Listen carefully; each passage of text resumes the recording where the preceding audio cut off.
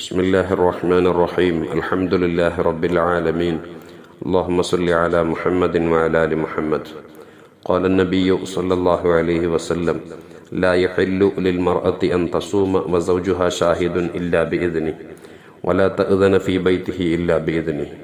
ഇമാം ബുഖാരി റഹിമഹുല്ല റിപ്പോർട്ട് ചെയ്യുന്ന ഹദീസിൽ ആരംഭ റസൂലുള്ളാഹി സ്വല്ലല്ലാഹു അലൈഹി വസല്ലം തങ്ങൾ പറയാണ്, ഭർത്താവ് കൂടെ ഉണ്ടായിരിക്കെ, ഭർത്താവ് നാട്ടിലുണ്ടായിരിക്കെ അവൻ്റെ സമ്മതം കൂടാതെ സുന്നത്ത് നോമ്പെടുക്കുന്നതും ഭർത്താവിൻ്റെ അനുമതിയില്ലാതെ അവൻ്റെ വീട്ടിലേക്ക് മറ്റുള്ളവരെ പ്രവേശിപ്പിക്കലും ഭാര്യയ്ക്ക് അനുവദനീയമല്ല.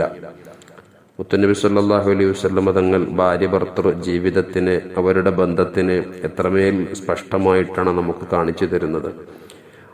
നോമ്പെന്ന് പറയുന്നത് ഒരു വിശ്വാസിയെ സംബന്ധിച്ചിടത്തോളം അവരുടെ വിചാരങ്ങളെ മാറ്റി നിർത്താനും അള്ളാഹുവിലേക്ക് സ്വകാര്യമായി ചെയ്യാൻ പറ്റുന്ന ഒരു സുഹൃതവുമാണത്. ആ നോമ്പിൽ പോലും, സുന്നത്തായ നോമ്പിൽ പോലും ഭർത്താവിന് സ്വാധീനമുണ്ടെങ്കിൽ ഭാര്യയോട് പകൽ സമയത്തെപ്പോഴെങ്കിലും ശാരീരിക ബന്ധത്തിന് അവൻ താല്പര്യപ്പെടുന്ന സമയം ഞാൻ നോമ്പുകാരിയാണെന്ന് പറഞ്ഞ് അവനോട് മാറി നിന്ന് കഴിഞ്ഞാൽ അള്ളാഹുവിൻ്റെ ഹബീബായ മുത്തനബി തങ്ങൾ പറയുന്നു, മലക്കുകൾ അവളെ ലാനത്ത് ചെയ്യുമെന്ന്.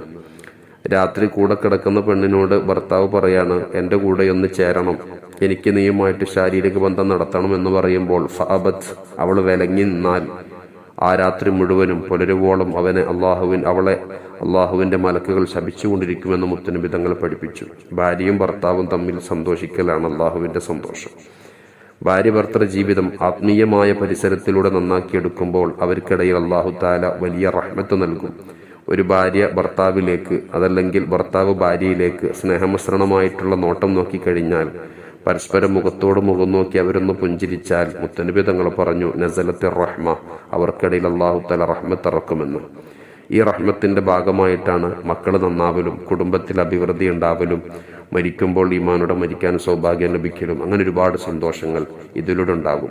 ഭർത്താവിന്റെ സമ്മതമില്ലാതെ ഒരാളെ വീട്ടിലേക്ക് പ്രവേശിപ്പിക്കാൻ പാടില്ല എന്ന് പറയുമ്പോൾ ഭർത്താവിന്റെ അസാന്നിധ്യത്തിൽ അന്യപുരുഷന്മാരുമായിട്ട് എന്തെങ്കിലും അവിഹിത ബന്ധം നടത്തുന്നവർ എത്രത്തോളം സൂക്ഷിക്കണം. നിന്റെ വീട്ടിലേക്ക് അവന്റെ സമ്മതമില്ലാതെ ഒരാളെ പ്രവേശിപ്പിക്കൽ പോലും റസൂലുള്ളാഹി നിഷിദ്ധമാക്കിയിട്ടുണ്ടെങ്കിൽ നിന്റെ ഭർത്താവല്ലാത്ത മറ്റൊരാളുമായിട്ടുള്ള അനാവശ്യ ബന്ധം തന്നെ, സൗഹൃദം തന്നെ, എൻ്റെ കൂട്ടുകാരനാണ്, അതല്ലെങ്കിൽ എൻ്റെ ബന്ധപ്പെട്ട ആളാണ് എന്നൊരു പേരും പറഞ്ഞിട്ട് ഏതെങ്കിലും അന്യപുരുഷനോട്, അയൽവാസിയോട് എന്തെങ്കിലും അനാവശ്യ ബന്ധം വെക്കൽ പോലും എത്രമാത്രം നിഷിദ്ധമായിരിക്കും. പ്രിയപ്പെട്ട കൂട്ടുകാരും കൂട്ടുകാരികളും, നമ്മുടെ ദാമ്പത്യ ജീവിതം അല്ലാഹു തആല തന്ന വലിയൊരു നിഅമത്താണെന്ന് മനസ്സിലാക്കിയിട്ട് അള്ളാഹുവിന് ശുക്ർ ചെയ്യുന്ന രൂപത്തിൽ മുത്തു റസൂലുള്ള പറഞ്ഞ മാർഗത്തിൽ നമ്മുടെ ദാമ്പത്യ ജീവിതം സമ്പന്നമാക്കാൻ സാധിക്കണം. നമ്മുടെ ജീവിതം കണ്ടുപിടിക്കാൻ നമ്മുടെ മക്കൾക്ക് സാധിക്കണം. അതിനു മാത്രം സാർത്ഥകമായ ദാമ്പത്യ ജീവിതം നമുക്ക് നയിക്കാൻ പറ്റണം. അല്ലാഹു സുബ്ഹാനഹു വ തആല തൗഫീഖ് നൽകുമാറാവട്ടെ. എപ്പോഴും പ്രാർത്ഥനയിൽ നമ്മൾ ദാമ്പത്യ ജീവിതവും മക്കളെ കൊണ്ടുള്ള സന്തോഷവും മരണം വരെയും സ്വർഗം വരെയും ലഭ്യമാകാൻ മുത്തനബി തങ്ങൾ പഠിപ്പിച്ച പ്രാർത്ഥനയാണ്, റബ്ബനാ ഹബ് ലനാ മിൻ അസ്വാജിനാ വ ദുർരിയാതിനാ ഖുർറത അഅ്യുനിൻ വജഅൽനാ ലിൽ മുത്തഖീന ഇമാമ.